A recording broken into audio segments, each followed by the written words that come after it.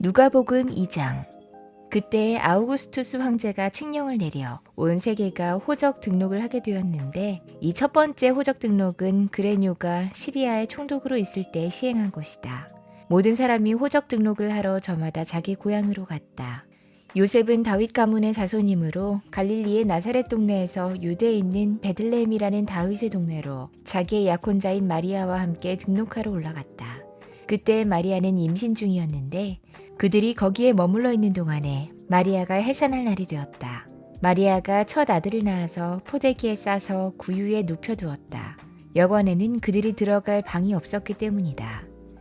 그 지역에서 목자들이 밤에 들에서 지내며 그들의 양떼를 지키고 있었다. 그런데 주님의 한 천사가 그들에게 나타나고 주님의 영광이 그들을 두루 비추니 그들은 몹시 두려워했다. 천사가 그들에게 말했다. 두려워하지 말아라. 나는 온 백성에게 큰 기쁨이 될 소식을 너희에게 전해준다. 오늘 다윗의 동네에서 너희에게 구주가 나셨으니 이는 곧 그리스도 주님이시다. 너희는 한 갓난아기가 포대기에 쌓여 구유에 누워 있는 것을 볼 터인데, 이것이 너희에게 주는 표징이다. 갑자기 그 천사와 더불어 많은 하늘 군대가 나타나서 하나님을 찬양하며 말했다. 더없이 높은 곳에서는 하나님께 영광이요, 땅에서는 주님께서 좋아하시는 사람들에게 평화로다. 천사들이 목자들에게서 떠나 하늘로 올라간 뒤에 목자들이 서로 말했다. 베들레헴으로 가서 주님께서 우리에게 알려주신 바 일어난 그 일을 봅시다. 그리고 그들은 급히 달려가서 마리아와 요셉과 구유에 누워있는 아기를 찾아냈다. 그들은 이것을 보고 나서 이 아기에 관하여 자기들이 들은 말을 사람들에게 알려주었다. 이것을 들은 사람들은 모두 목자들이 그들에게 전해준 말을 이상히 여겼다. 마리아는 이 모든 말을 고이 간직하고 마음속에 곰곰이 되새겼다. 목자들은 자기들이 듣고 본 모든 일이 자기들에게 일러주신 그대로임을 알고 돌아가면서 하나님께 영광을 돌리며 그를 찬미했다. 여드레가 차서 아이에게 할례를 행할 때에 그 이름을 예수라고 했다. 그것은 아기가 수태되기 전에 천사가 일러준 이름이다. 모세의 법대로 그들이 정결하게 되는 날이 차서 그들은 아기를 주님께 드리려고 예루살렘으로 데리고 올라갔다.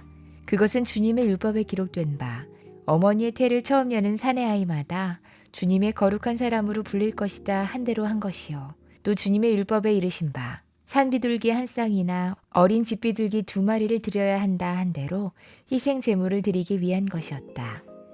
그런데 마침 예루살렘에 시므온이라는 사람이 있었는데, 그 사람은 의롭고 경건한 사람이므로 이스라엘이 받을 위로를 기다리고 있었고 또 성령이 그에게 임하여 계셨다. 그는 주님께서 세우신 그리스도를 보기 전에는 죽지 아니할 것이라는 성령의 지시를 받은 사람이었다.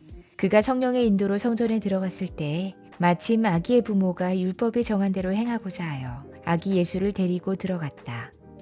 시므온이 아기를 자기 팔로 받아서 안고 하나님을 찬양하여 말했다.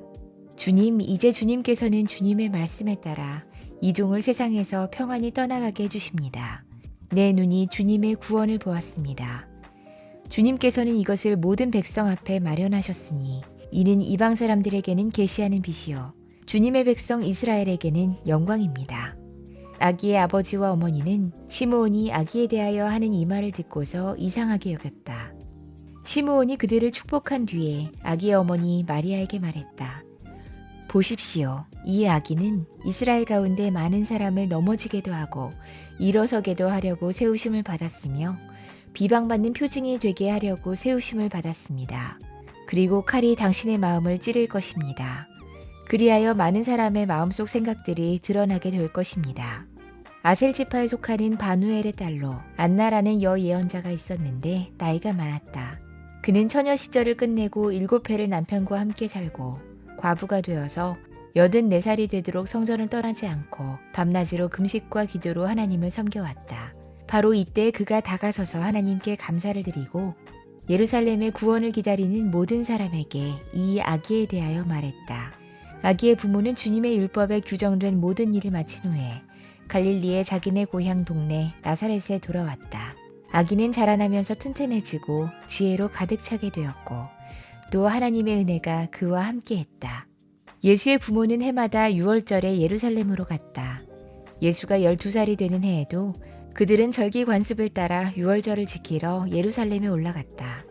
그런데 그들이 절기를 마치고 돌아올 때 소년 예수는 예루살렘에 그대로 머물러 있었다.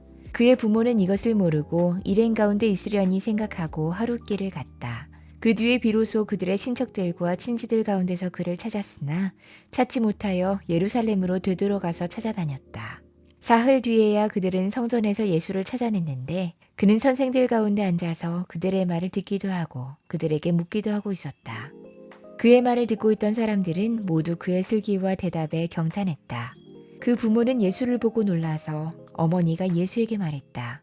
얘야, 이게 무슨 일이냐? 네 아버지와 내가 너를 찾느라고 얼마나 애를 태웠는지 모른다.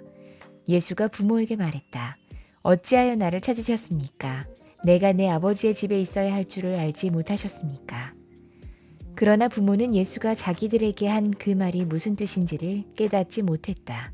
예수는 부모와 함께 내려가 나사렛으로 돌아가서 그들에게 순종하면서 지냈다. 예수의 어머니는 이 모든 일을 마음에 간직했다. 예수는 지혜와 키가 자라고 하나님과 사람에게 더욱 사랑을 받았다.